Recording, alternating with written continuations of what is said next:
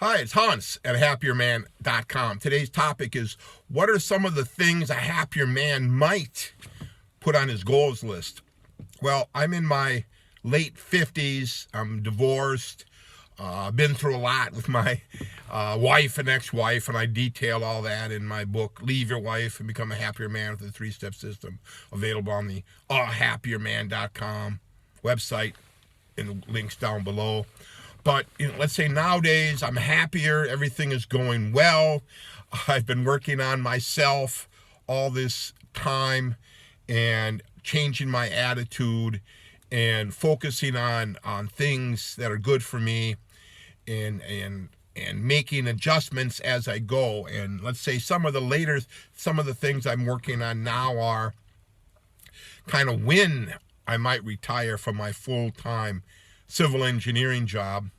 Like I said, I'm 58, so probably the earliest would be when I'm 62 and Social Security kicks in. But I'm having so much fun at this job. I don't see myself stopping at that point. I would think I would go longer, many more years than that. It would help me financially, and like I said, it's a great job. I really enjoy it. I'm kind of suited for it.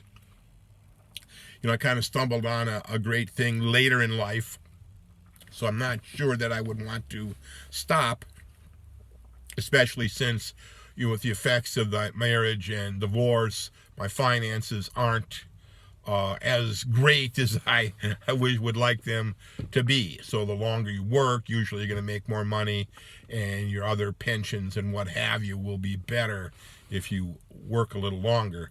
Now, certainly, if you've got the type of job that's really very, very hard on you and you don't like it, maybe you would look for a chance to retire sooner rather than later. Or if your finances are just absolutely packed with money, well, then you can do what you like. But let's say for me, I'm having the retirement scenarios. I got them laid out for over a number of years, what it might look like. And I think that's a good use of your time to do some planning now. Another thing I'd be looking at is, what do I do year by year, or at least in chunks of year, to make sure I try to accomplish some of the major things I want to accomplish while I still can, right? So I've got a spreadsheet with, what were the things I'd like to do within the next 3 years, and then the 3 years after that, and 3 years after that. The 3 years is kind of just a general number. You can use 2, you can use 1, you can use 5. But let's say for me, that was my first crack at it. What do I want to do in these next 3-year increments?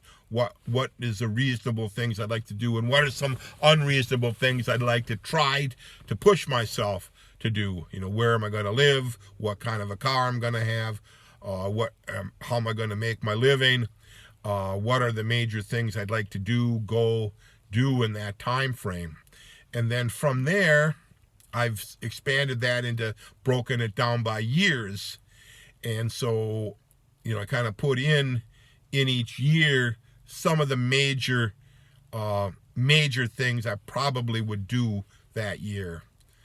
Major. And, as you get closer to that future year, you can fill in the gaps, right? And I find this planning with a spreadsheet and months and years to be very, very helpful, very, very inspiring, because you see that I don't have tremendous amount of time left to do the kinds of things I'd like to do.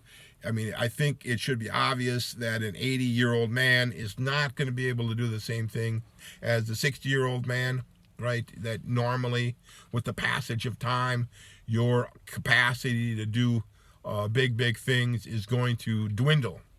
And so it'd be imperative that you get going on doing some of those things, and imperative that you plan how to do them, when to do them, and work those things into your schedule. So that's kind of the stuff I talk about in my goals, is future plans, retirement, fun, where would I go, what kind of trips do I want to take, how do I want to help my kids, Who do I want to get together with? What kind of stuff do I want to do? And I'm going to break down the financial goals, the physical goals. How much weight do I want to lift? How many times do I want to lift in a year? What other physical goals do I have? What kind of stuff do I want to buy to make my life better?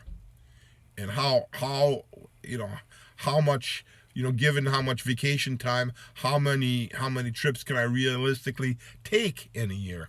And you see, the more you plan, the more your life gets better, because the plan starts to coalesce and make sense, and you find out, man, that big idea that I had is just not going to work. Right? And that's part of the plan, and then you adjust your plan based on that new knowledge. So give that idea some thought. All for now.